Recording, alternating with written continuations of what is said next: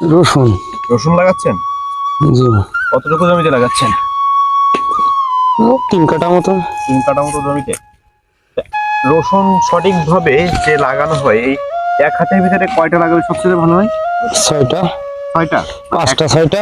এক হাতের ভিতরে 5 থেকে 6টা জি, যদি রসুন রোপণ করা হয় তাহলে সবচেয়ে ভালো হয়। সবচেয়ে ভালো হয়। তবে এই রসুন লাগানোর আগে জমিতে কি কি সার বা কিভাবে চাষটা করলেন, প্রস্তুত করলেন জমিতে কিভাবে? এই রোটারে 3 কান চাষ দিছি। হ্যাঁ। আর 2 কেজি করে কাটাই টিএসপি। হ্যাঁ, পটাশ। Potash KG KG. আর অন্য কোনো সার প্রয়োগ করেছেন? আর ওই অল্প কিছু ইউরিয়া। দানাদার জাতীয় কোনো দানাদার তো দিতেই হবে। দিয়ে তাই আছে মানে আপনি জমিটা প্রস্তুত করেছেন। হ্যাঁ। তো দর্শক, রসুন যে সঠিকভাবে রোপণ করার পদ্ধতিটা আপনাদেরকে দেখাচ্ছি। দেখুন এখানে রসুন